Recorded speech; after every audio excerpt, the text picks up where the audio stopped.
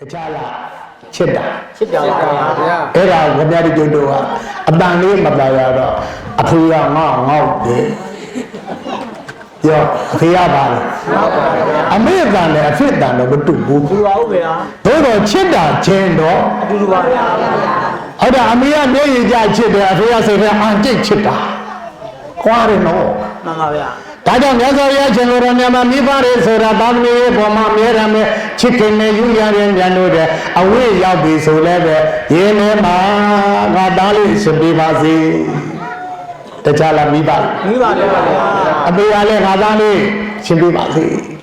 ဟုတ်ပြီလားမှန်ပါဗျာအဖေကလည်းပဲစကားလေးပြောရမယ်ဆိုလို့ရှိရင်သူကမျက်ရည်မကြောက်လို့နင့်ကထိတ်အန်ကျိတ်ဘာသာလေးလေးမမနေတော့မေအဝိကနေချစ်တာမှန်ပါဗျာဘာသာလေးလေးမမနေတယ်အတန်ပြတ်တယ်လားမမနေလားဟုတ်ပါဘူးအမေကြတော့တာနေကောင်းလားအဲ့အမေကလည်း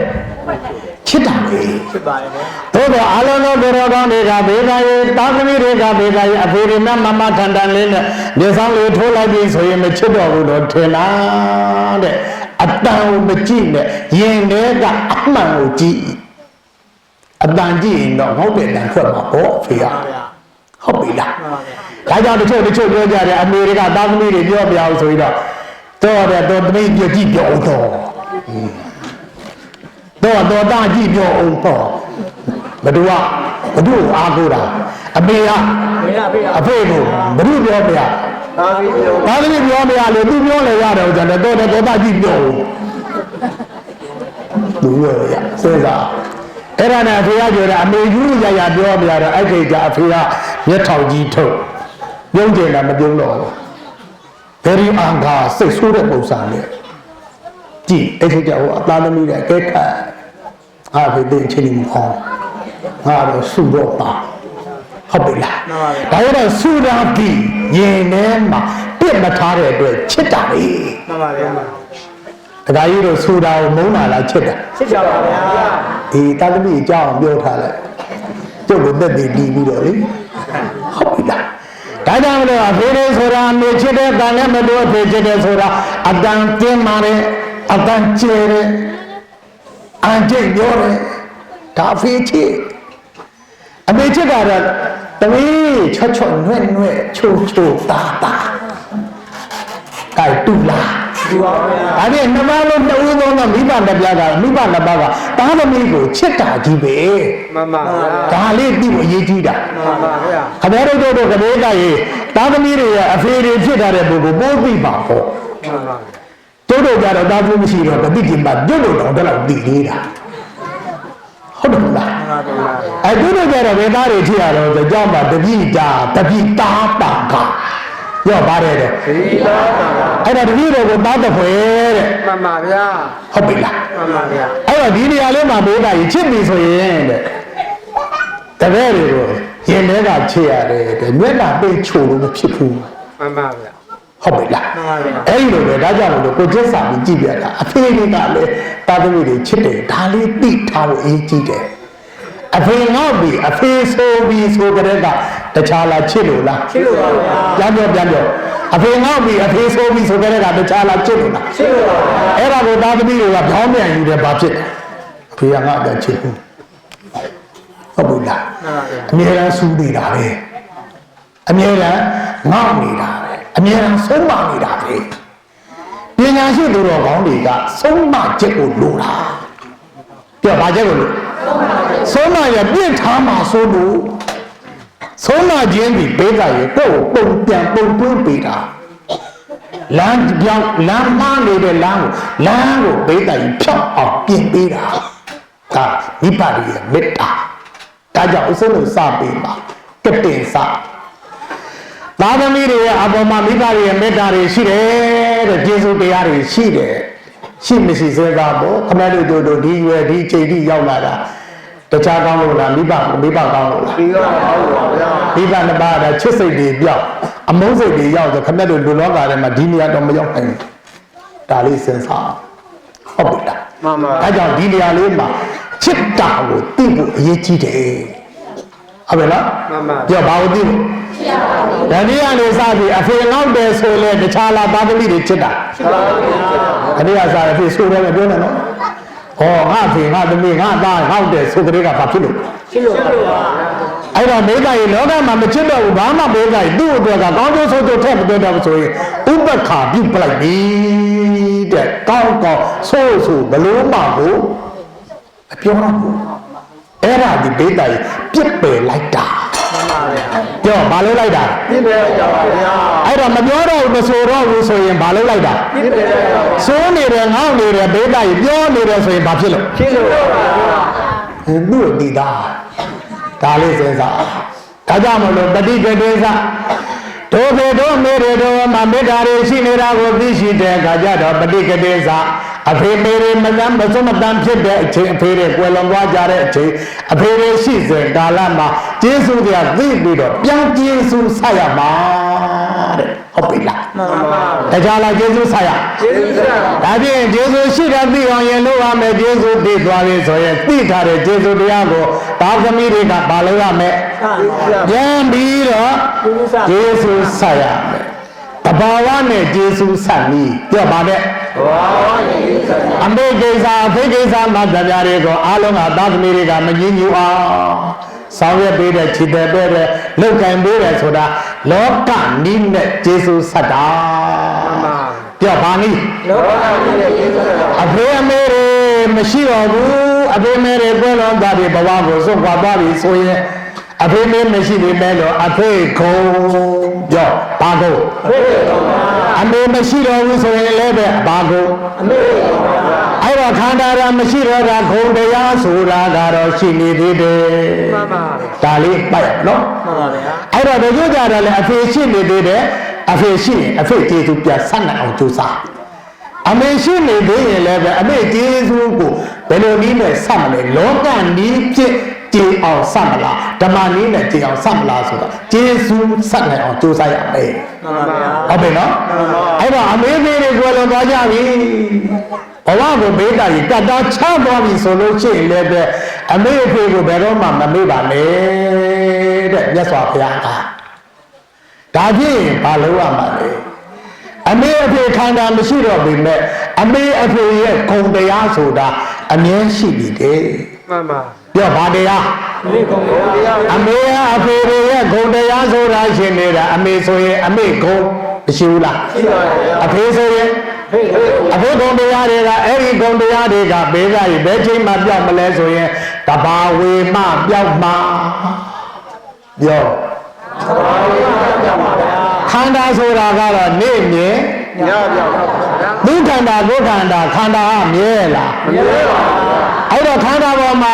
ရှိထားတဲ့ဂုဏ်တရားခန္ဓာကြောင့်ရလာတဲ့ဂုဏ်တရားဟာတဘာဝေမပုံမှာတဲ့မှန်ပါဗျာပြောဘာဝေမတဘာဝေမပုံပါဗျာဒါကြောင့်မြတ်စွာဘုရားရှင်ကိုယ်တော်မြတ်ဟောတဲ့ဓမ္မကိုလောကတလွှားမှာပညာရှင်တွေကဓမ္မနဲ့ဆုံးသပြီးတော့ပေးတယ်တရိဒတာဂုဏနိသဒုရမေသန္တမန္တရံတရိဒံခဏဝိတံဝေဂုဏကပ္ပဒါထာယိနော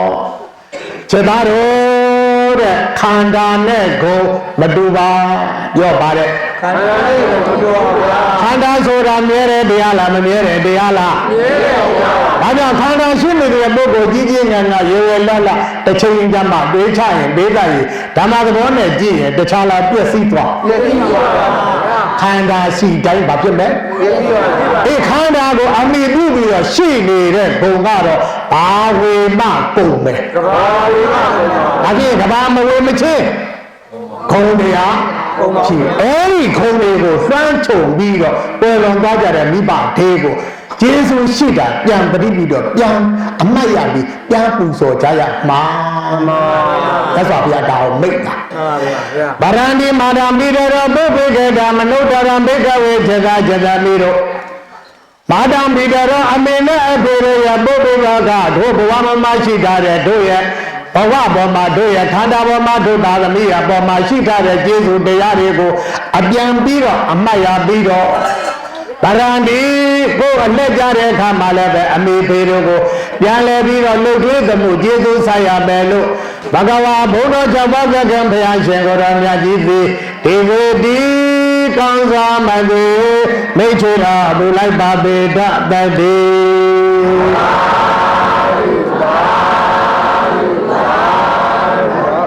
ဒေါလကံတော်တော်မြတ်စွာဘုရားရှင်ကိုယ်တော်မြတ်ကြီးကဘာဖြစ်လို့ကျေးဇူးဆက်ခိုင်းတာလဲလို့ဆိုတော့ကျေးဇူးကြီးလို့ပြောပါကြီးလို့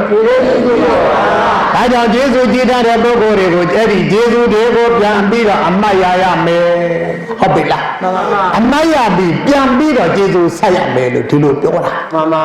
အဲ့တော့ကျေးဇူးဆက်တဲ့ကဘာဖြစ်လို့ကျေးဇူးဆက်ရတာလို့ဆိုတော့အတာတိမေငါတို့ရဲ့မတ္တမိတ္တရောအမိယဖာတို့သည်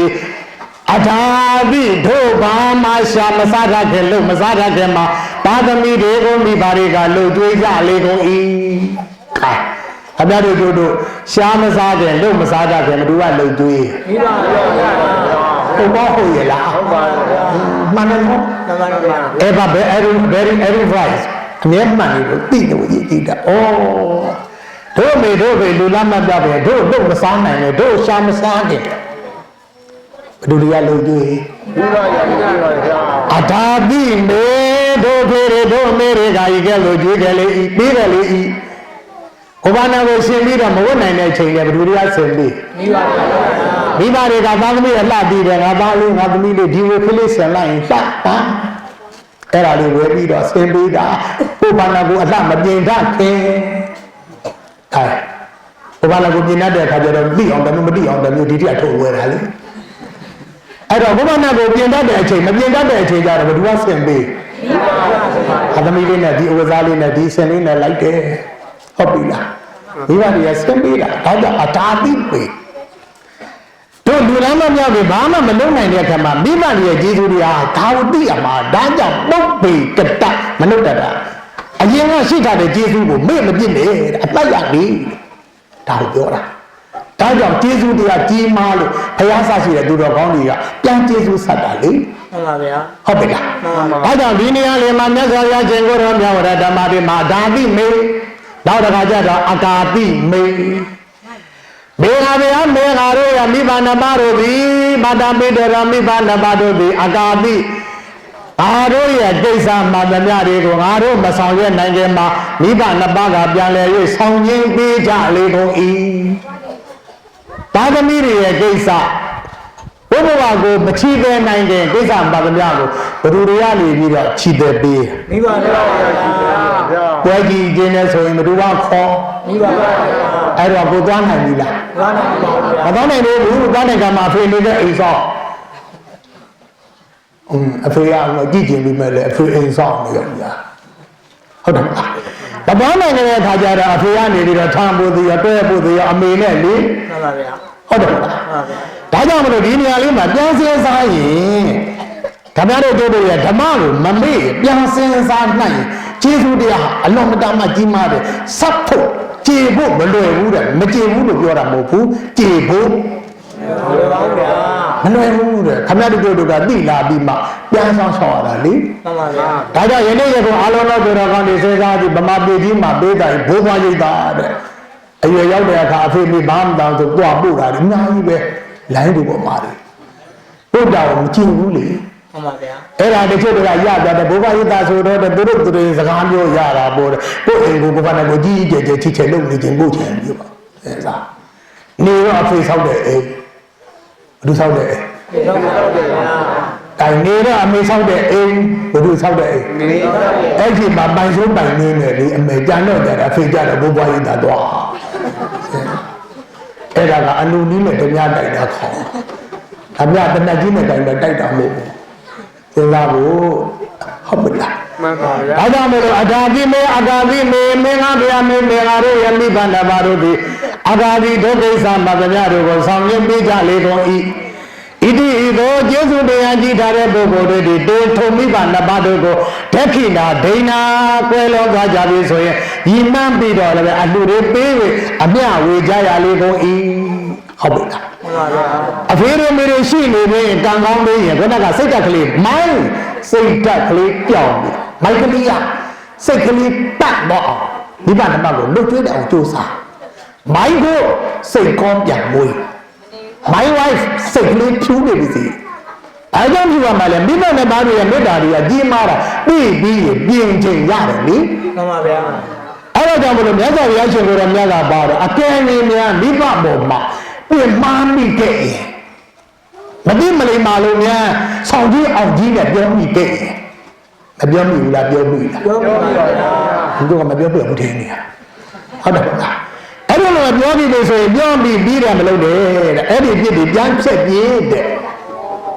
ဆက်ပါဗျာလေ မှန်ပါဗျာ ဘယ်လိုဖြစ်ရမလဲဖေတို့မှားတယ်နော်ဒီလိုပြောလို့မရဘူးရိုးရိုးသေးသေးနဲ့အမေကျမဘယ်လိုဖြစ်တယ်နော်တိုင်တရင်တို့လာတော့ကတော့အောင်လား တော့ပါဗျာ ကတော့လည်းလာလို့တတ်မှတ်တာလေအဲ့တော့ကတော့ပါတယ်ခင်ဗျားတို့ကကတော့မအင်းရနေပြီးစိတ်ခိုင်းတာတာမင်းပါယူတာကတော့တိုင်ပြင်မာတာကလေးလားကိုကပြင်မာလားကတော့ခိုင်းလို့ ကလေးကိုပါဗျာ ပြောပေါ့စီလေးနှလုံးထည့်ဟိုကလေးကလည်းတော့ကတော့ဒီတည်းဘာမစမေးအဖမစမေးရှိတယ်မရှိတယ်မသိဘူးတဲ့လားဒါနဲ့ဒီစလုံးအမေဆိုတော့တော့အချိန်မှာဆိုတော့မြည်နေများတော့အမေဟာ66နေရှိတဲ့ခါကျတော့အလိုက်တိလေးအစကလေးထည့်ပေးထားတယ်ရောပါလေးထည့်တယ် တက်လေးတဲ့မိသား ဘယ်လာရောက်ရဲ့အေးကျန်တဲ့သားသမီးလည်းပတ်တာကြောနီးပေးခဲ့တာဟုတ်တယ်လားအမေသားသမီးလေးရမောင်သူတောင်းရင်တော့ချောင်းချောင်းကျလို့တကွာတဲ့သတင်းတို့လာရောက်တော့မှမြည်တွေခွာတွေလာကြတော့မှအမေလေးအကျစုတွေလည်းပေးခြင်းမြည်တွေကလည်းဘာမစံပေးလို့လေဆိုအဲ့ဒါဆိုရင်ပေးတယ်တော့ကြာအမေကြီးကပေးခြင်းနဲ့အဖေကပေးခြင်းလို့ပေးစရာမရှိစိတ်ကောင်းမှမလား ကောင်းပါဗျာ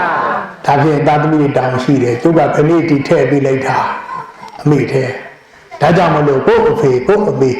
ကျမ်းမာရေးကောင်းခြင်းနဲ့ဆိုရင်တဲ့မောရယမသွင်းနဲ့ပြောပါမသွင်းနဲ့ ဘယ်လိုလဲပါဗျာ ပတ်ဆက်တာသွင်းထားတာလေအော်ခင်ဗျားတို့ကခင်ဗျားတို့စမိုင်းဖြစ်ရဲနေတာတကယ်အဲ့ဒါဦးစင်းတို့ရဲ့အမေအိမ်မှာပတ်ဆက်မကန်ရသေးတော့လေအမေချုပ်ခဏမောရယမသွင်းရပတ်ဆက်လည်းသူကိုယ်တိုင်ကန်ရတာလေဖြားတယ်လို့မရှိအဲ့ဒါမဟုတ်ဘူးမယုံနေထားလိုက်အမေကြီးတွေပြေးလိုက်သေးတယ်ဆိုဝဲခြင်းအရာသမီးကြည့်ရသေးတယ်ပတ်ဆက်တော့မှာ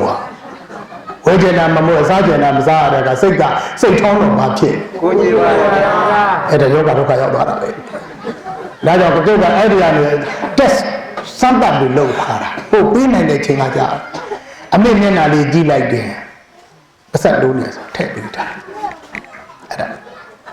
ထည့်ပေးထားတာစီတိုးစရာမလိုအများအားဘယ်ကျမ်းမာနေရမှတ်ထားတာခင်ဗျာအဖေလည်းတော့အမေလည်းမဟုတ်တာအဖေလည်းပေးဒါကြောင့်ငါကြတယ်မေးမြည်မိကြတဲ့မျိုးရမယ်ဘေးသားကြီးဘာထက်ပေးထားအဲ့ဒီစိတ်နှမ်းဆရာတော်ဖောက်တယ်ချပေးထားတာအဖေကျမ်းမာတဲ့နီးအမေကျမ်းမာတဲ့နီးဘာသွင်းပြရပတ်စာသွင်းပေးတဲ့မောရယမသွင်းနဲ့ဟုတ်တယ်မလားအိတ်ထဲရှိသူဝဲဆိုင်လာတော့သူမြည်ပေးကြလားပတ်စာကိုလောကမှာပတ်စာမရှိခေါင်းထုတ်တယ်လို့ဖြစ်တယ်ဒါကြောင့်မလို့အဲ့ဒါပေးထားကျွတ်တာလည်းလက်တွေပို့အမေတယောက်ထဲရှိတာ86နေရှိပြီအခုတော့ကောင်းမှအမေလေးလဲရတာကြီးလွှားပတ်စာမရှိစားလို့သိတာတဲ့အဲ့ဒါဆိုရင်အကဲခတ်ပြီးတော့အမေဘယ်လောက်လို့သိလဲဒီလိုပေါ့ဒါကြောင့်ခမရတို့တို့အပြစ်ရှိနေရင်လောကနဲ့လည်းကျေးဇူးဆက်ရမယ်ဓမ္မနဲ့လည်း ကျေးဇူးပါဗျာ ကျေးဇူးဆက်ရမယ်ဒီတရားလေးပြောချင်တာ မှန်ပါဗျာ အဲ့တော့ဒီနေရာလေးမှာမြတ်စွာဘုရားရှင်ကိုယ်တော်မြတ်ပြောတဲ့ကျေးဇူးစာနည်းလောကနည်းနဲ့ကျေးဇူးဆက်တဲ့ပို့အလေရောက်တဲ့အခါမှာလောကနည်းနဲ့ကျေးဇူးဆက်နိုင်အောင်လဲတာဝန်ကျေအောင်လဲဆက်နိုင်အောင်ကြိုးစားရမယ်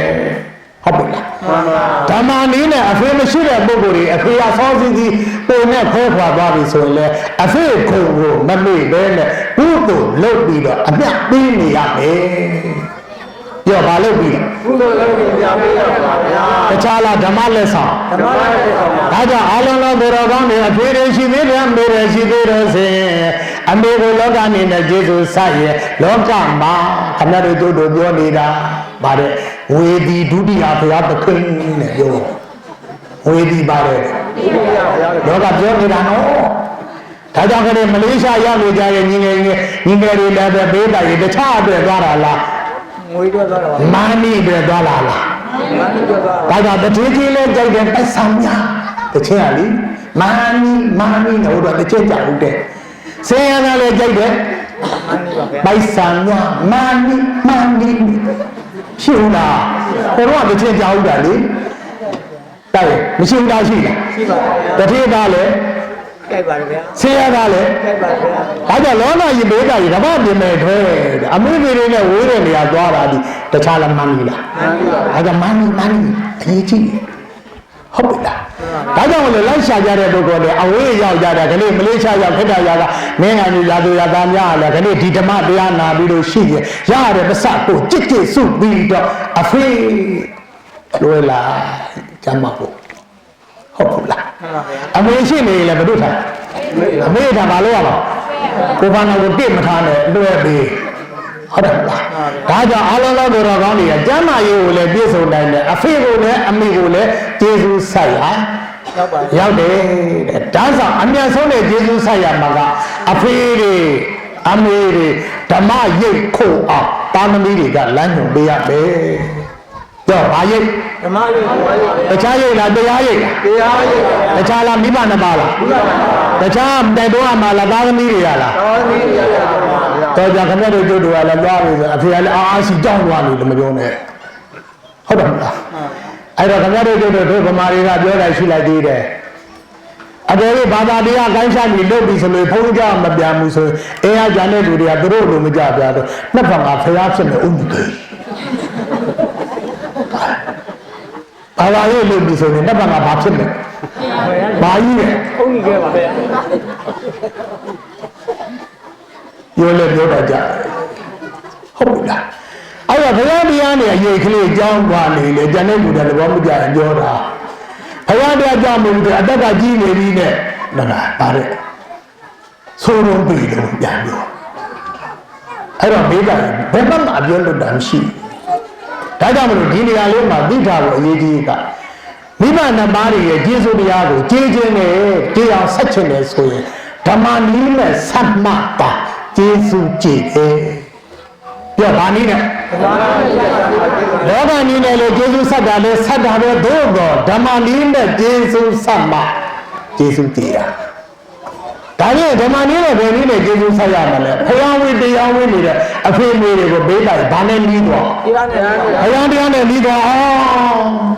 တခြားလာပါဠိမှာတောင်းရှိ တော်တော်မှာတောင်းတော့ပါဗျာ ဒါဖြင့်အဖေကိုပြန်ပြောဖို့အောင်ကြောက်များများလို့ဥပဒိဋ္ဌအကြောင်းနည်းနည်းပါလို့ပြော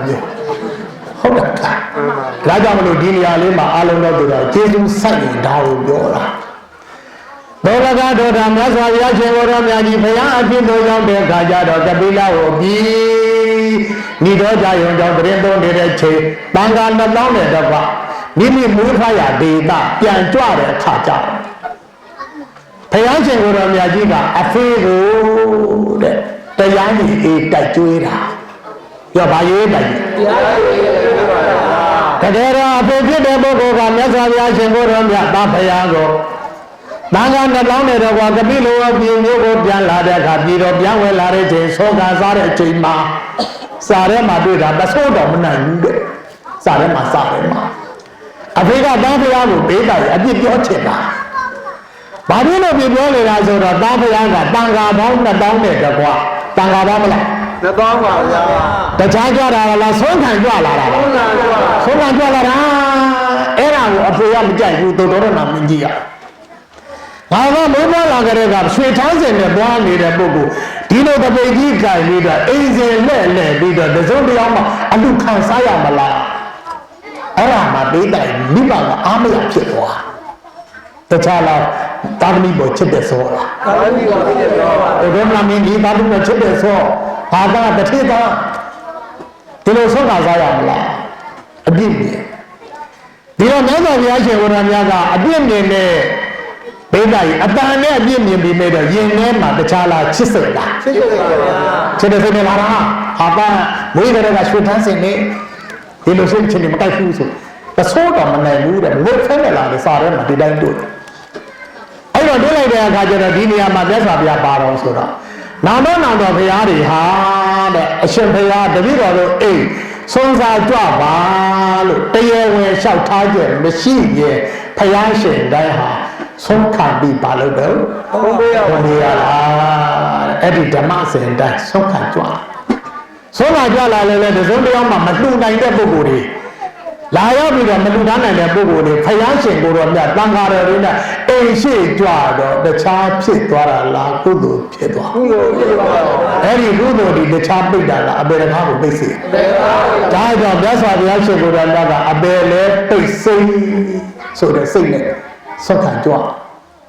အဲ့ဒီဆုံးမကြွလာတဲ့အခါကျစိတ်လုံးမကာယဖြစ်တဲ့ဒုဒေါရဏမင်းကြီးကမြတ်စွာဘုရားကိုသဘောမကျတဲ့အနေဖြင့်ရှောက်ထားတော့မြတ်စွာဘုရားရှင်ကိုယ်တော်မြတ်ကိုတရားဟောတာတဲ့ဥပတိဋ္ဌိယနဓမ္မစီတ္ပါအာပြောလိုက်တာတော့ဆိုတော့ဘုရားဆောရှိတဲ့ရိယာသူတော်ကောင်းတွေကဆုံးခံတဲ့ဟိုမပြည့်ရဘူးတဲ့ပြောဘာခံတဲ့ဟိုဆုံးခံတဲ့ဟိုမပြည့်ရပါဘူးဗျာ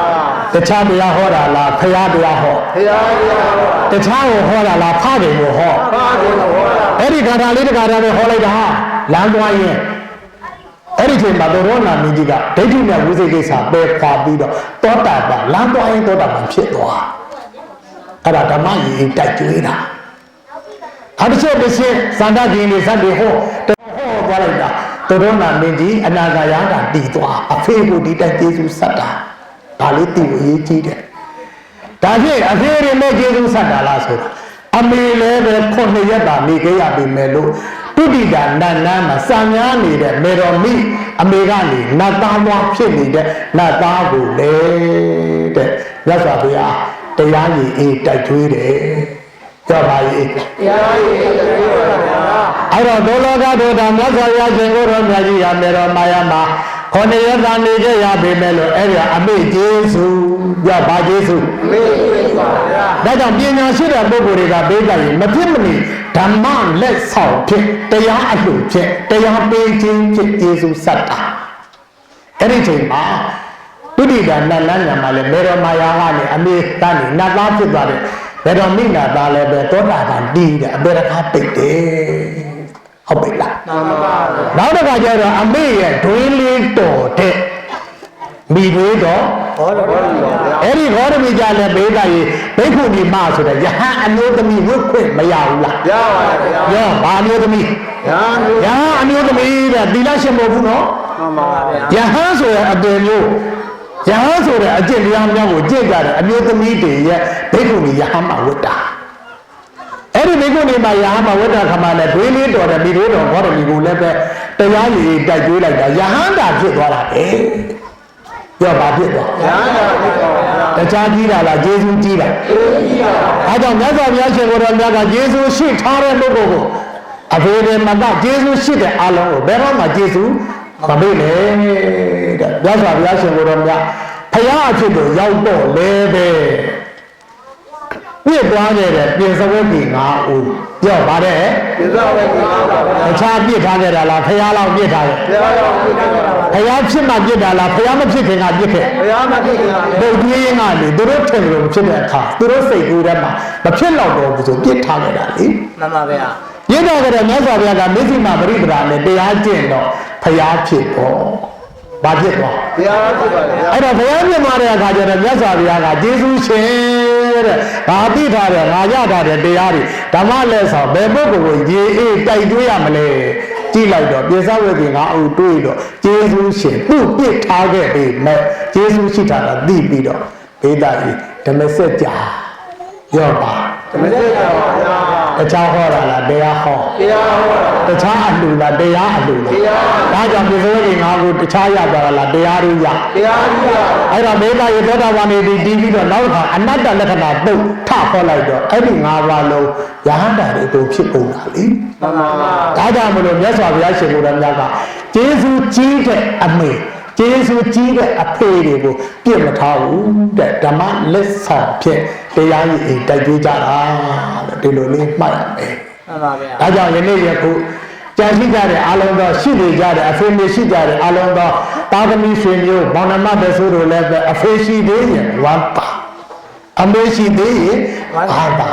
အကယ်၍များဘုရုရှင်အလျောက်မိုင်မသည့်အလျောက်မတွေ့မိုင်သည့်တိတ်ကမလိမ္မာသည့်အလျောက်ပြန်ပြောလို့များပြစ်ဒဏ်တွေအပြစ်တွေရှိနေတယ်ဆိုရင်ဒီအပြစ်တွေကမတောင်းပန်ပဲနဲ့မမြင်ရပဲနဲ့အပြစ်ကြီးတွေခံနေရတတ်တယ်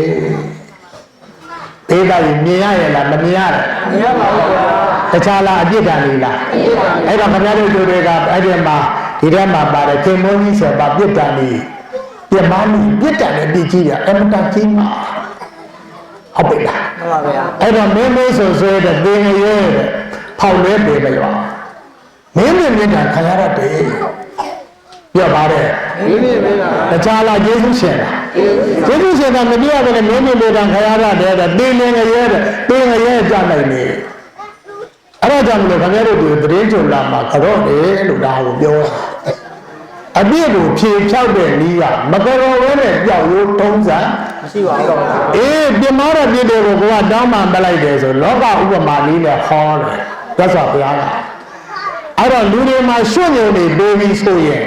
ဒီနဲ့စိမ့်မဘာနဲ့ဆိုရဒီနဲ့စိမ့်ရပါအဲ့တော့ရွှွညုံဆိုတာတခြားကြောင့်ဖြစ်လာတာလားရေးကြောင့်ရေးကြောင့်ဖြစ်လာတဲ့ရွှွညုံကိုဗျာနဲ့ပြန်စေရေးနဲ့ပြန်စေရပါဒါသဘာဝတရားဟုတ်ပြီလားမှန်ပါပါဒါဖြင့်ဘုရားရေစိတ်ထဲမှာအလိုမကျဘူးဆိုတာတခြားကြောင့်ဖြစ်လာတာလားစိတ်ကြောင့်ဖြစ်စိတ်ကြောင့်ပါဗျာအဲ့တော့မုန်းတယ်အပြစ်ဆိုတယ်ပြန်နှုတ်ပတ်တယ်ဆိုတာတခြားကြောင့်ဖြစ်တာလားစိတ်ကြောင့်ဖြစ်စိတ်ကြောင့်ပါဗျာအဲ့ဒီစိတ်ထဲကနေပြီးမခံနိုင်လို့ဘာထွက်လာနှုတ်ကနေအတန်ထွက်လာတာစိတ်ထဲကမခံနိုင်တော့ဘူးသူသိအောင်ပြောပလိုက်တာပြောလို့မရတဲ့ခါကျရင်ဟဲ့ဟာကိုဘွတ်ဆိုခေါ့ဟိုဒီလေအဲ့ဒါဘယ်ကနေလာစိတ်ကလေးလာတာဒါကြောင့်စိတ်နဲ့လာတဲ့အပြစ်ကိုဘာနဲ့တောင်းပါစိတ်နဲ့ပဲပြန်တောင်းပါရမှာမှန်ပါအဲ့ဒီလိုတောင်းပါလိုက်ရင်တဲ့ဘေးကကြီးတေချာဘောအဝီစီငရဲကြမဲ့အပြစ်တောင်းပြစ်ဒဏ်ငရဲတက်တာသွားတယ်ပြောဘာကဒဏ်ငရဲပြစ်ဒဏ်ငရဲဘယ်ဘက်ကိုကြည့်မယ်ဆိုရင်အစာတတ်ကြည့်ဖို့ပြောပါတော့သာတော့ပါဗျာတခြားတတ်တာလားအဖေတတ်ဒီတတ်ပါစေကောင်းတော့အဇာတတ်ကမရုတတ်တာအဖေတတ်တာအရုကိုအခြေခံပြီးတော့ဒီဝရကိုအခြေခံပြီးဘေးတာဒါကြောင့်အပေါင်းအသင်းကြောင့်လည်းဂုံတက်တယ်အပေါင်းအသင်းကြောင့်လည်းဂုံပြတ်တတ်တယ်ဒီစမိယာလိယာမှာဝိုးကျင်လည်းအရေးကြီးတယ်ပြောပါလေအရေးကြီးဝိုးကျင်လည်းအရေးကြီးပါဒီစားလည်းအရေးကြီးတယ်ပတ်ဝန်းကျင်လည်းအရေးကြီးပါတော့အရေးကြီးတယ်တဲ့အရေးကြီးလို့မကြည့်လားကြည့်ကြည့်လေခင်ဗျားတို့တပိဘုံပါစာကြေးသားလေးတရားကြေးသားကြည့်ကြည့်လေဒီမရပါတယ်ဒီအုံလေးကထွက်တယ်ဒီမုံလေးကပြတ်တယ်လေတိုက်လို့လွင့်သွားတဲ့အခါကျတော့ကြေးတစ်ကောင်ကဘေးတာကြီးသူတော်ကောင်းထာနာတယ်လေမှန်ပါဗျာကြေးတစ်ကောင်ကဘယ်မှာနာဘုဆိုးဒီဘေးဒါကြောင့်ဘေးတာလူရန်ကားတဲ့ချိန်မှာသွားရောက်ပါတယ်ဒါကြောင့်မလို့ဗီဇမိယာနိယမဗီဇလေးကြီးကြီးတယ်ကျေးသားရင်တူပေမဲ့ပြဘာရဲ့တူမှာကျေးသားရင်စိတ်ထားရင်မတူတော့ဘူးတဲ့တခြားကြောင့်လားဝိညာဉ်ကြောင့်ဝိညာဉ်ကြောင့်အဲ့တော့ကြားတဲ့နေရာဝိညာဉ်နဲ့သူတော်ကောင်းသားနေတော့လာပါခပြကျိုးဆိုတဲ့ဒီကျိုးတွေပြီးလို့မှာပေါ့အဲ့တော့ရိုင်းဆိုင်တဲ့နေရာတွေကတရဲ့ချက်ရဲ့ခုတ်ရဲ့ထည့်ရဲ့ဆိုတဲ့အတန်ကြတော့အဲ့ဒီတန်လိုက်သွားတာပဲလေမှန်ပါဗျာဒါကြောင့်မလို့ဒီနေရာမှာဘေးကရင်ကျဲတဲ့တိမ်မွေ့တဲ့ဆိုတဲ့နေရာမှာအဲ့ဒီအပြစ်တွေရှိရင်ကျေးသားလေးတောင်စဉ်းစားဖို့နေရာမှာမကောင်းဘူးလေမှန်ပါဗျာဒါကြောင့်အဇာတတာကြီးဘ누구ကိုအခြေခံပြီးမိုက်ခဲ့တာဒေဝဒာဥပမာမိုက်ရမို့သူများပါဆွဲခေါ်တာလေမှန်ပါဗျာအဲ့ဒီမှာဇာတတာကအထင်ကြီးပြီးတော့တခြားတန်တက်တာလားအဖေပြန်တက်အဖေပြန်တက်တော့တခြားလားပြစ်တာလားတခြားလားအဝီစီးလားအဲ့ဒီဝီစီးပြကြမယ်ဆိုအိမ်မပြောစားမရယောဂရှာလို့မရတဲ့ယောဂကြီးဖြစ်တော့တခြားနဲ့တွေ့တာလားဖယားနဲ့တွေ့ဖယားနဲ့တွေ့တော့တခြားပြရလားတရားပြအဲ့ဒီတရားပြတဲ့ကမှားတဲ့အကြောင်းဝန်ခံလိုက်တာမှားလိုက်ပြီးချင်းအဲ့ဒီချိန်ကြာကာလမှာအပြစ်တွေတောင်းမှလိုက်တဲ့အချိန်ပြစ်တာကလည်းပေါ့သွားတယ်တဲ့အဝီစီးမှာဒီဂရီအပူကြီးဆုံးငရဲကိုမကြောက်တော့ဘူးတဲ့ဒါတောင်းမှလိုက်ယုံဖြစ်ကြည်တဲ့အပြစ်ဒါကြောင့်မလို့ခဏတို့ရှစ်ဖို့မယ်တောင်းမှမယ်ဆိုရင်အပြစ်တရားတွေဒါကြောင့်တို့ဘုရားဘာသာမှာတက်တော့တယ်ဆိုတာဖြစ်လာတာပြောပါလို့လားပြောရပါဒါကြောင့်တာမန်အပရဒံတာယတိရခတိတိကတော့တဲ့ပြင်မာတဲ့အပြစ်တွေကိုပြောက်သွားအောင်ကတော့မှတာလေအပြစ်ဆိုတာ ကြည်တယ်တဲ့မကြော့ရင် မကြည့်ပါဘူး အားကြောင့်မလို့ဘေးကကြီးပြစ်ဒဏ်10ပါးပြောပါ10ပါး ပြည့်စုံတယ်ဟော အဲ့တော့ပြစ်ဒဏ်10ပါးမှာဘေးကကြီးမတွေ့ရဘဲနဲ့မမြင်ရဘဲနဲ့ပြစ်ဒဏ်ကြီးတွေမှာကြီးမားတယ်တဲ့ဒါကြောင့်မြတ်စွာဘုရားကအပြစ်တွေဖြေဖြောက်ဖို့ဆိုတာတတော့ကြားရတာတဲ့ဒီလိုဆိုတာနော်ဒါကြောင့်မလို့ဒီနေရာလေးမှာမြတ်စွာဘုရားဟောကြားချက်ကိုယုံကြည်ကြတယ်တပည့်တော်တို့လည်းပဲအဖေရှိနေတဲ့ချိန်အဖေရဲ့ကျေးဇူးတရားကိုလောကဝတရားနဲ့ကျေးဇူးဆက်ခြင်းအဖေမရှိတဲ့နောက်မှာဓမ္မဝတ်နဲ့ကျေးဇူးဆက်ခြင်းအဲ့တော့ဘုရားတရားဝင်းနေတဲ့အဖေမေဆိုတော့စိတ်လည်းပဲတာသမီတွေကယဉ်ကျေးပြူမှာသင်္ဘောစာဖြင့်ဘုရားတရားနေရာရောက်အောင်ဓမ္မနည်းနဲ့ကျေးဇူးဆက်မှတာလေကျေးဇူးကြေရာရောက်တယ်ပြောပါကြေရာ ကျေးဇူးတရားရော ဒါကြောင့်မြတ်စွာဘုရားရှင်ကိုယ်တော်မြတ်ကြီးတို့သည်ဘေးကအဖေကိုလည်းပဲတခြားနဲ့လားတရားနဲ့ တရားနဲ့ပါဗျာ အမေကိုလည်းပဲတခြားနဲ့လားတရားနဲ့ တရားနဲ့ပါ ဒီနေ့ခိတ္တခဏအဝေးရောက်နေကြတဲ့မလေးရှားရတငယ်ချင်းတွေကလည်းအဖေအမေကိုအမတ်တရားအနေဖြင့်တခြားနဲ့လားတရားနဲ့ တရားနဲ့ပါ တခြားနဲ့ပူဇော်တာလားတရားနဲ့ပူဇော် တရားနဲ့ ဒါကြောင့်မြတ်စွာဘုရားရှင်ကိုယ်တော်မြတ်ကမိဘရဲ့မေတ္တာတရားကြည်ကျင်နေဆိုရင်ဓမ္မနဲ့ကျေးဇူးဆက်တာပြောပါနဲ့ မှန်ပါဗျာ တခြားနဲ့လားတရားနဲ့ တရားနဲ့ပါ ဒါကြောင့်မြတ်စွာဘုရားရှင်ကိုယ်တော်မြတ်ကပြလာတို့ကျေးဇူးကြီးမှကြတဲ့မိဘတွေကိုဘယ်ကမှမမေ့ကြဘဲနဲ့တရားနဲ့သာလေကျေးဇူးဆက်ပါအဲ့ဒါကျေးဇူးကျင်နိုင်လို့ဒါကိုမြတ်စွာဘုရားရှင်ကိုယ်တော်မြတ်သုမဝါမှာမြတ်စွာဘုရားမိကြထားတယ်။ဘာမိကြထားလဲဆိုတော့နာယိမေရှမလာကန္တာတိဟုဘုဇာကရုံဓမ္မမဘုဇန္တိနာမဓမ္မနုဓမ္မပဋိဒံယေဝဘုဇန္တိနာမဟောတိလောကမှာတဘာဝနေနဲ့ပြပူဇော်ကြတာတွေရှိပါတယ်တဲ့ဘုရားကိုလည်းပန်းနေနဲ့ပူဇော်ကြတယ်ပြောဘာရင်နဲ့ပူဇော် ပန်းနဲ့ပြောပါဗျာ ဟုတ်တဲ့ခါကျတော့ဆွမ်းပင်ကအကြောင်းစေးတွေနဲ့လည်းပူဇော်ကြတယ်ဘာနဲ့ဘာနဲ့ ပန်းနဲ့ကြောင်းလေးနဲ့ အဲ့ဒါမြတ်စွာဘုရားရှင်ကိုယ်တော်မြတ်ကိုတန်ခါတော်ရှင်မြတ်တွေကကျေးဇူးရှိကြတယ်ဘုရားရှင်ကိုကျေးဇူးဆက်ကြတယ်ပန်းနံပါးတွေနဲ့ပူဇော်တယ်အာမိတာဆိုတဲ့လူပွဲရတွေနဲ့ပူဇော်တယ်ဒါလည်းပူဇော်တာပါပဲအဲ့ဒီပူဇော်ခြင်းမျိုးကိုဓမ္မနည်းနဲ့စာလိုက်မယ်ဆိုရင်မြတ်စွာဘုရားရှင်ကိုယ်တော်မြတ်ကပစ္စည်းနဲ့ပူဇော်တာထက်ဓမ္မနဲ့ပူဇော်တာပိုကြိုက်တယ် မှန်ပါဗျာ ပြောဘာနဲ့ပူဇော်တာထက် ဓမ္မနဲ့ပြောတာကြိုက်ပါ ဓမ္မနဲ့ပူဇော်တာပိုကြိုက်တယ် ကြိုက်ပါဗျာ ဟုတ်ပြီနော်ဒါကြောင့်မလို့မြတ်စွာဘုရားရှင်ကိုယ်တော်မြတ်ကလည်းအမေကိုယ်ကိုတခြားနဲ့လားဓမ္မနဲ့ ဓမ္မပါ တခြားလားဓမ္မတရားနဲ့ကျေးဇူးဆက်တာ ဓမ္မတရား အေးဒါကြောင့်အားလုံးသောမိသားစုအားလုံးသောသူတော်ကလည်းမိခင်ပတ်ခင်ကျေးဇူးတင်တဲ့ကိုမေတ္တာတက်ဝင်ချစ်ခင်နဲ့ဆိုရင်တခြားနီးလားတရားနီးလား တရားနဲ့ပါ ဒါကိုမြတ်စွာဘုရားရှင်ကိုယ်တော်မြတ်ကမိကြထားတာရှိတယ်ဘု து ကိုအကြောင်းပြုပြီးမိတ်တယ်လို့ဆိုတော့အာနန္ဒမထေရမြတ်ကိုမြတ်စွာဘုရားကမိတ်ပါတယ်ဘယ်ချိန်မှမိတ်မှပြီးတော့မြတ်စွာဘုရားဆုံးမတာတော့ဆိုတော့မြတ်စွာဘုရားရှင်ကိုယ်တော်မြတ်တက်တော်80တဲ့တက်တော်ဗလား 80ပါဗျာ ဝါတော့45ပါပြန်ပြောဘယ်လောက်လဲတက်တော်80ဝါတော့45ပရိနိဗ္ဗာန်စံတော့မယ်ဆိုတော့မန္လာမင်းတို့ရဲ့ဥယျင်တော်အင်ဂျင်တော်ဘော မှန်ပါဗျာ ဟုတ်ပြီလား မှန်ပါဗျာ အဲ့တော့မန္လာမင်းတို့ရဲ့အင်ဂျင်တော်ဥယျင်တော်ထဲမှာပရိနိဗ္ဗာန်စံတော့မယ်ဆိုတော့တန်ခါများစွာနဲ့ခြံရမိသွားတာ မှန်ပါဗျာ အဲ့တော့တန်ခါများစွာနဲ့ခြံရမိသွားလိုက်တဲ့အခါကျတော့အင်ဂျင်တော်မန္လာမင်းတို့ရဲ့အင်ဂျင်တော်ရောက်တဲ့အခါရောက်တော့အုတ်ခေါင်းလဲတလွန်ညောင်စားပေါ်မှာလဲလျောင်းနေတဲ့ချိန်ပရိနိဗ္ဗာန်စံဃာနီးမှာပြောဘာစံဃာနီး ပရိနိဗ္ဗာန်ဒီပါဗျာ အဲ့တော့ပရိနိဗ္ဗာန်စံဃာနီးမှာအဲ့ဒီချိန်မှာအာလုံးသောနတ်ဒေဝတွေကမြတ်စွာဘုရားရှင်ကိုယ်တော်မြတ်ကိုပူဇော်ကြတယ်တမဲတွေကလည်းပူဇော်ကြတယ်မြတ်စွာဘုရားကိုပူဇော်တာဘာဖြစ်လို့ပူဇော်တာလဲဆိုတော့ကျေးဇူးရှိလို့ပြောပါတယ် ဒီလေးလိုပါ မြတ်စွာဘုရားရဲ့ဓမ္မရေအေးတွေကိုတိုက်တွင်းလိုက်တဲ့အခါတောက်သုံးခွင့်ရတဲ့အခါဓမ္မကျေးဇူးရှိတယ်အဲ့ဒီဓမ္မကျေးဇူးတရားရှိတဲ့အခါမှာစာပေမှာဗာပြောတော့ဆိုတာတမ္မဖလာဖုံလာခောအာနန္ဒယမကတာလာအကာလာပုပ္ပေဟိတထကတတတရိတံဩကိရန္တိအဝကိရန္တိအဘိပ္ပါကိရန္တိတထကတတပူဇာယစာပေမှာဒီတိုင်းလားအဲ့တော့မြတ်စွာဘုရားရှင်ကျေးဇူးရှိတယ်ဆိုကျေးဇူးရှိချတဲ့အထက်မှာတတ်မဲ့ဖြစ်တဲ့အင်ဂျင်ပင်အသက်ရှိလား ရှိပါဘူး အဲ့တော့တတ်မဲ့ဖြစ်တဲ့အင်ဂျင်ပင်တွေကတက်ရှိသည်အလားအင်ဂျင်ပင်မှန်းတွေကပြင်းချိန်မဟုတ်ဘဲနဲ့တဲ့တပင်လုံးပြင်း မြတ်စွာဘုရားကိုဝိုင်းပူဇော်တာတက်ရှိလားတက်မဲ့လား တက်မဲ့ပါဗျာ ဘုရားပူဇော်တာမြတ်စွာဘုရားကိုပူဇော်တာတဲ့တခြားကြောင့်လားယေရှုကြည့်လို့လောကကြီးဓမ္မတွေလွှမ်းမိုးခဲ့တဲ့အတွက်ဒီဓမ္မကြောင့်အဲ့တော့အကာလလို့ဆိုတဲ့အခါကပွင့်ချိန်မဟုတ်ဘဲနဲ့ပင်လုံးကျုပ်ပွင့်တာပွင့်ဘာကြောင့်မဟုတ်ပဲ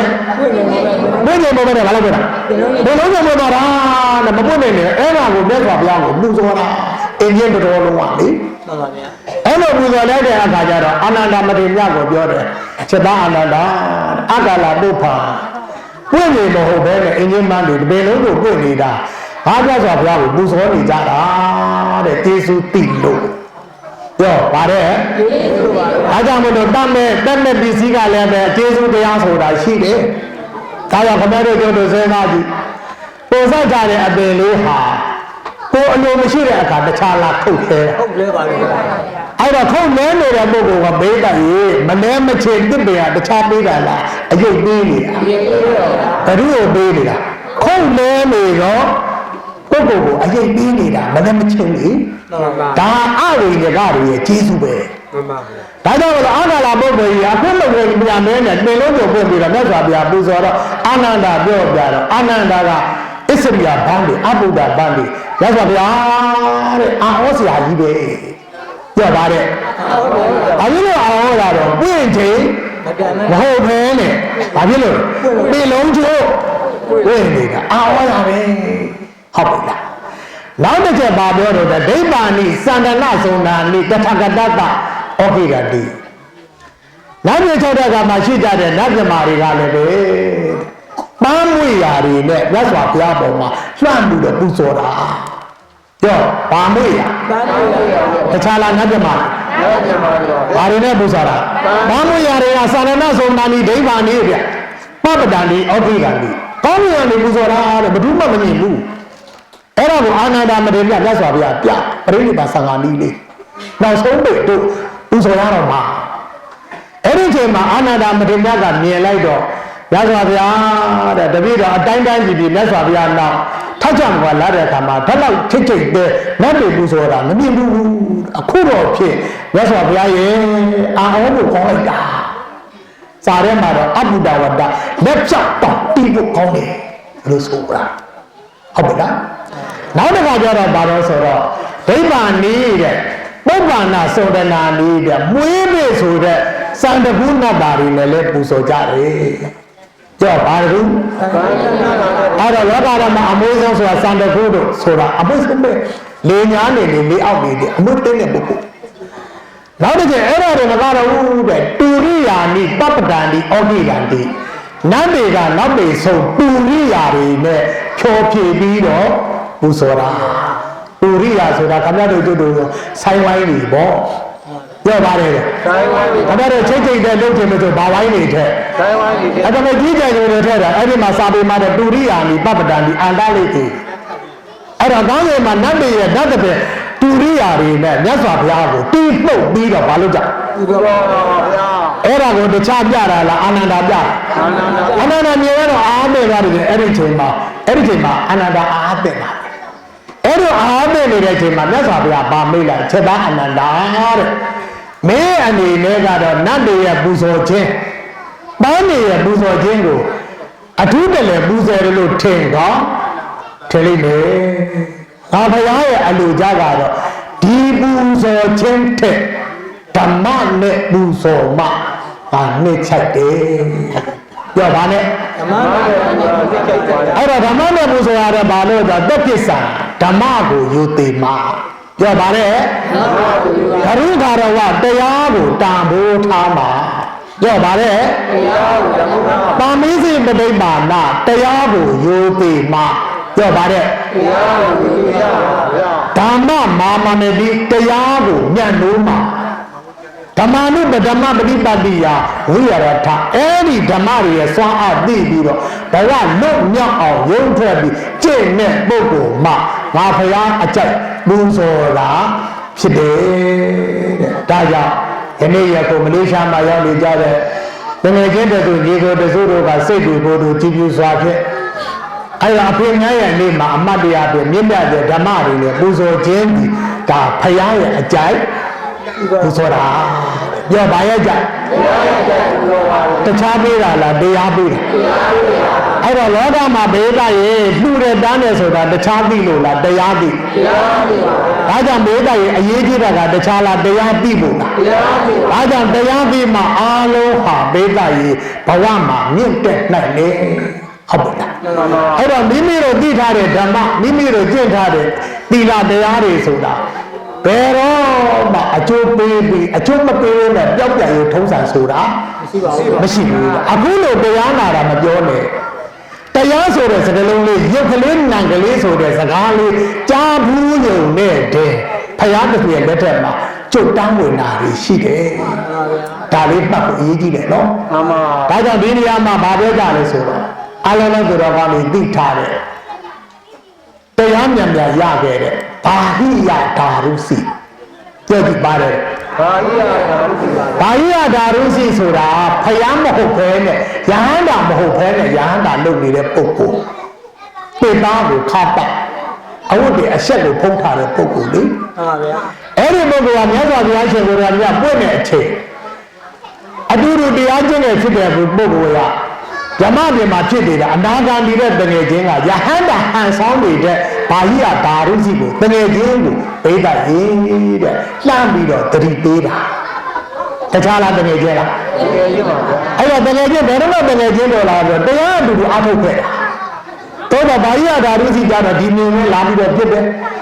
အဲ့တော့အနာဂါမဲ့ပြည်တဲ့ခြားရကသုံးဘက်သုံးဖို့ရထားတဲ့တငယ်ချင်းကဗြဟ္မပြည်ရောက်နေတဲ့ချိန်လမ်းလွဲနေလို့လမ်းညွှန်တာ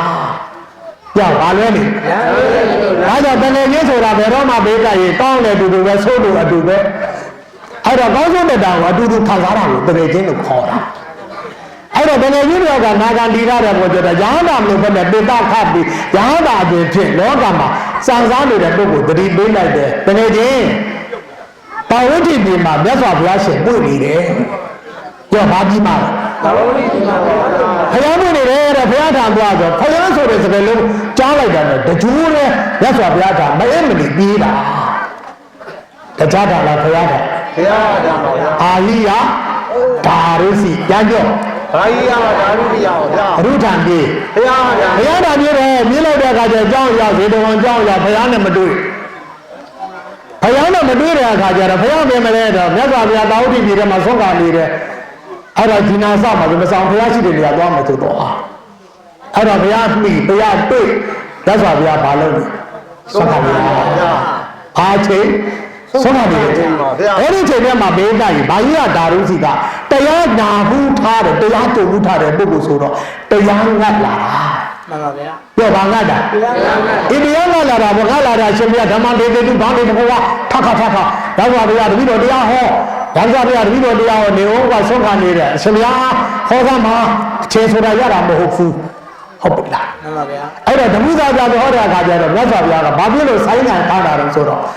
သူကဘေးကကြီးတုပ္ပကာရကစိတ်ကနေဈေးတော်တကြိုးနဲ့ပြေးလာတယ်ပြေးလာတာဆိုတခြားလားပင်မမှာ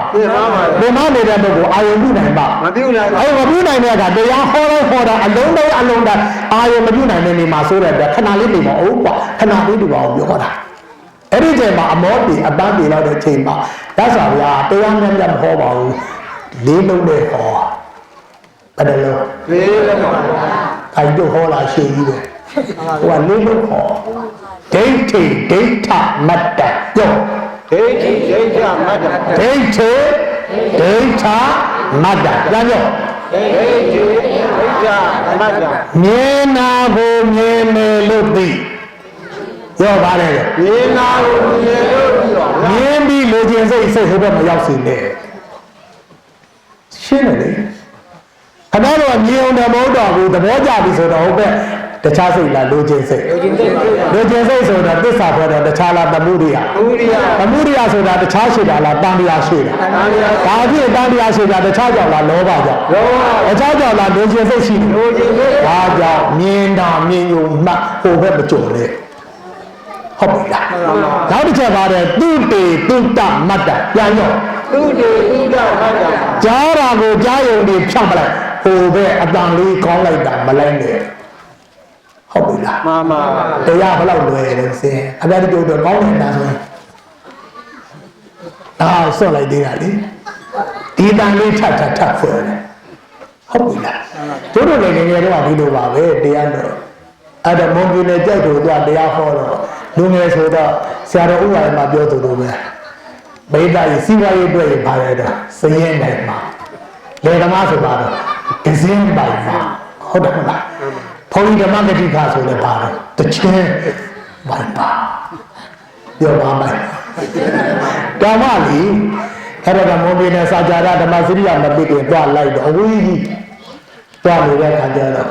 အမေဖေတွေလည်းတော့ဝေးရလည်းဝေးအမှတ်ရဟိုလည်းအမှတ်ရဒီလည်းရကိုတယောက်တည်းဖြစ်နေတယ်ဖြစ်နေအဲ့တော့လည်းတချင်းကဘ누구ကခေစားလဲဆိုတော့အစိုးရနိုင်လေးကပြဿနာပေါင်းနေတဲ့ချင်းအစိုးရဘ누구တော့အဲ့တော့တချင်းလေးဆိုတော့အတူလို့ပါတော့လေအဲ့ဒါဟုတ်လားမိုင်းဝချတော့ဘာသစ္စာယောမိုင်းဝချတော့အသစ္စာအဲ့ဒီချင်းနဲ့ပါလေနိုင်လေးအစိုးရကိုယ်တော်ငါချစ်သူတွေပါကိုယ်တော်ငါချစ်သူတွေပါရင်ထဲမှာထောင်ရမမေ့ဘူးခုတော်လည်းတို့တွေတကယ်ကြီးတကယ်ကြီးလို့စိတ်ကြီးခေါင်းကြီးဟောကျက်ကိုရတဲ့အပိုက်ကျက်တာလေကိုဘက်တော့မရတော့ကိုယ်တော်ကချစ်သူတွေလည်းတို့ကိုယ်လည်းချစ်သူလည်းမရှိရောမအစင်းကြီးလုံးပြအနေလုံးတို့လည်းဆိုတာအဲ့တော့ဇာကြဆရာတော်ကပြောတယ်တချင်းဆိုတာဘာလို့လဲအာတပည့်လည်း14ရက်မှာတချင်းဆိုရင်တရားထိုင်နေပြစ်တာပြီးမယ်ညင်းလို့တချင်းဆိုပါဆိုတရားထိုင်ဆရာဟုတ်ပြီလားဒါကြောင့်လို့ဆိုတဲ့အခါကျတော့တချင်းကကြိုက်တဲ့အခါကျတော့ထဆိုတော့ကိုယ်စိတ်ထဲမှာရှိတယ်လို့လည်းတခြားလာပြီးနေတာနှိုးတာလားကိုယ်ဘာမှလည်းမရှိဘဲနဲ့စိတ်ကြောင်ရောဟုတ်ပြီလားတခြားနှိုးတာလားပြီးနေတာနှိုးတာလားဘာလို့တော့မဆိုရင်တော့ကိုယ်ရင်လည်းဘာမှမဖြစ်ဘူးလေတိုင်ခဏတည်းတို့တချင်းမကြရင်ဟိုမတွေ့ဒီမတွေ့တချင်းလည်းကြားတဲ့အခါကျတော့လှမ်းတွေ့ကိုတော်ထဲကဖန်တော့ဖြစ်ချင်တယ်ဖြစ်စဉ်းစားဟုတ်ပြီလားအဲ့ဒီချင်းဆိုတာအဲ့ဒီရောက်ကြိုက်ဖို့ရောက်ရင်မုံကြီးလည်းရောက်ရင်အမှတ်ရတော့ငါပင်ကဒါထမ်းခဲ့ရတဲ့နေရာဒါကြောင့်မလို့ဆိုလိုတဲ့သဘောတရားကတရားဆိုတဲ့နေရာမှာတုတေတုတာမတ္တကြားတာကိုပါတယ်တော့ကိုယ်တော်ကချစ်သူတွေပါဆိုတော့ယင်ထဲကအတန်နဲ့တရားနဲ့တော့တွေးပို့ပါမယ်ဘာမှလည်းမရှိပဲလေဆိုလိုတဲ့သဘောကကြားရုံတက်တဲ့ရလိုက်ပါလို့ပြောတာနောက်တစ်ခါကျတော့မုတေမုတ္တမတ္တနာနာကိုပါတယ်အနန္နာအတ္တမတ္တမွေးတဲ့အနန္တကြတော့မထတာဆိုတာလေကြာနာနဲ့ရောက်ကြရင်သိသားလေးတိုင်နာနဲ့ကြတာအလိုကြလို့လားဒီလိုလုပ်တာအတကယ်မွေးရနာကြတော့နှာခေါင်းပိတ်တာလားနှာခေါင်းဖွင့်တာလားအဲ့ဒါလိုကြလို့သွားတာဒါနဲ့လောဘလေးမသိမလားဟုတ်တယ်မလားဒါကြောင့်လို့ဒီနေရာမှာမြတ်စွာဘုရားကမြင်တာကိုမြင်နေုံရကြားတာကိုစားတာကိုနာတာကိုရပါတဲ့ဟိုဘက်ကိုလိုက်တယ်အဲ့ဒီတရားလေးဟောလိုက်တာဘာဟိယဓာရုစီချက်ချင်းယဟန္တာဖြစ်သွားတာချက်ချင်းပါဖြစ်ရဟန္တာဖြစ်ပါဗျာတိုင်တရားလေးမနေလို့လေးလုံးပါဗျာကြာလိုက်တာကြာပါဘူးအဲ့ဒါကိုတန်ခါတော်ရှင်မြတ်တွေကမြတ်စွာဘုရားရဲ့တရားတော်ဖြစ်တန်ခါတော်ရှင်မြတ်တွေက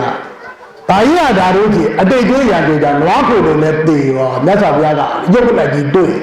အဲ့ဒီပုဂ္ဂိုလ်ရုပ်ကလတ်တေချာတင်းကြကြပါကွာရဟန္တာရှင်မြတ်ကြီးလို့မြတ်စွာဘုရားမိန့်လိုက်တာမှန်ပါဗျာအသွင်ကတော့ပရပိုက်အသွင်တို့တော့ညာစင်ကတခြားလားတရားရတခြားလားယဟန္တာယဟန္တာမြတ်မှာတခြားလားပရိသေနာစာအဲ့ဒီပရိသေနာစာတဲ့ကတန်ဃာတော်ရှင်မြတ်တွေကပြောတာဟဲတဲ့မြတ်စွာဘုရားလည်းအခုတရားနာအခုနာပြီးယဟန္တာဖြစ်တယ်တဲ့တခြားလားဖရာကိုပြောတာဖရာကိုပြောတာမြတ်စွာဘုရားလည်းခုတို့တရားနာရဲ့ယဟန္တာဖြစ်တာဒါကြောင့်တရားဆိုတာထိုင်မှမဟုတ်သွားရင်လည်းရနိုင်တယ်အများတို့တို့ထိုင်နေမှာတချို့ကထိုင်နေရင်မပြီးဘူးကိုကြောက်ထဲရံပြည့်စိတ်တူနေတာရှိသေးအချိန်ကလည်းပြည့်မပြည့်နိုင်ဘူးမနေ့ကမှအဲ့တော့ထိုးစီရတယ်ထိုးလို့မထိုးဘူး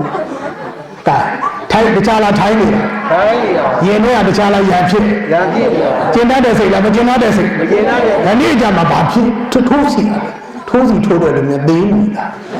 ဟိုတရားထုတ်တဲ့လူဟုတ် ဟုတ်တယ်ဟုတ်လားအများမြင်လာတော့ဘုဒ္ဓကြီးထိုင်ကြည့်နေတာထင်တယ်ကိုယ့်ရင်ထဲကဘာဖြစ်ကြောင်စစ်ဖြစ်နေတာမတို့ဘာမထိုးလို့အနေကြမှာကြာဒါကြောင့်ဒီနေရာမှာအဲ့ဒါကြောင့်တရားကြာစီရဲ့အလုပ်ကိုစိတ်အလုပ်ပဲတရားစိတ်အလုပ်ပါဗျာဒါဖြင့်ဘာကြီးရတာတို့စီရိတ်တာမှာတရားရတာလားဆုံးခံရရတာလားတခြားဖြစ်တာလည်းရတာဖြစ်အဲ့ဒါကိုတန်ခါတော်ရှင်ပြတဲ့အာထုတ်တာလည်းများမမြင်ရတာသူ့ဉာဏ်စဉ်သူ့ရဲ့ဉာဏ်အားတန်တဲ့တန်ခါတွေကမမြင်ဘူး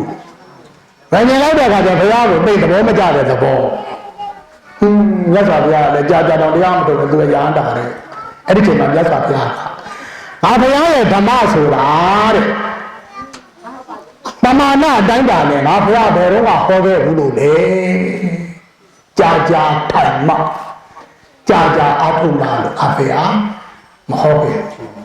ဉာဏ်စဉ်ပေါ်မှာကြည့်ပြီးတော့ကိလေသာဆိုတာစင်သွားတာပြောပါတယ်ညာနေပေါ်မှာကြည့်ကြတော့တခြားညာလားကိုယ့်ရဲ့ညာလား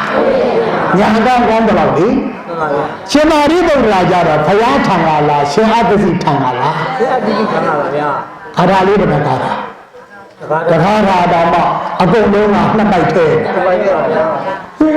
အဲ့မှာတရားရတာလေးတော့မှတည်တာလေဒါကြောင့်မလို့ဓမ္မဆိုတာကကျင့်သုံးနေတရားရတယ်ဆိုတာခရမ်းမြတ်တယ်လေရနိုင်လေဒါကြောင့်မြတ်စွာဘုရားကချက်သားတို့